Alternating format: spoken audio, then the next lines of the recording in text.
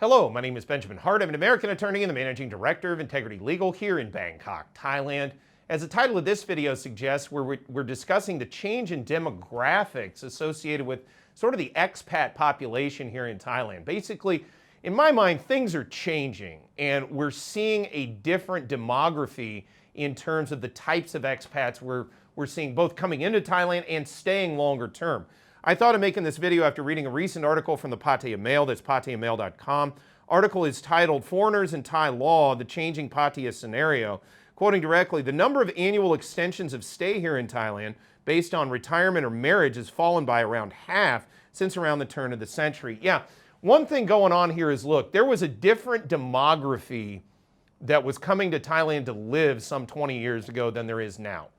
It's not entirely different, but the complexion has changed. In the past, the vast majority of folks that I would meet that lived here, oftentimes they were veterans of the Vietnam War or they were in the oil and gas industry. A lot of them in the airline industry as well. And then you occasionally meet an expat package person.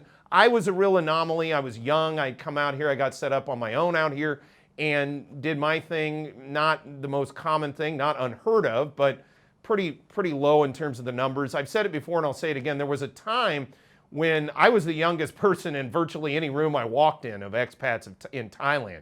Now more and more I'm finding myself caught in a chasm demographically because again, there's the older retirees who are still around, and then meanwhile we're starting to see these up-and-comers, remote workers, so-called digital nomads, etc., who are coming to Thailand to live and work. Not necessarily work, again, depending on your visa status, you may or may not have work authorization in Thailand, but I'm finding myself more and more, again, in this chasm between I'm either in a room and I'm the oldest guy or I'm in the room and I'm the youngest guy. And I think this is a byproduct of this change in demography that we're currently seeing. Quoting further, the DTV, that's the Destination Thailand visa, as we've discussed in other videos, on the other hand, is mainly aimed at digital nomads working for overseas-based companies. The early signs are that the main market will be Americans and Europeans who are not tied down in their employment to an office or base. As we've also discussed, you need to be very careful with these Destination Thailand visas. I do not think that they are the magic bullet that many people believe that they are. And what I mean to say is, you know, I've discussed this in many other videos. At the end of the day, immigration has not commented regarding these visas in terms of extension or allowing people to constantly return on them utilizing border runs. And it's my belief that the immigration department is not going to be sunshine and roses the way that the Ministry of Foreign Affairs has sort of made this visa out to be, because at the end of the day, immigration has a very different mandate than the Ministry of Foreign Affairs. Ministry of Foreign Affairs went on effectively a PR blitz, if you will. They were promoting this visa, but as they've said themselves, they're not going to have any ability regarding extension or ongoing usage in terms of immigration agents at the border. So presumption about how it's going to work, in my opinion, is very, very premature.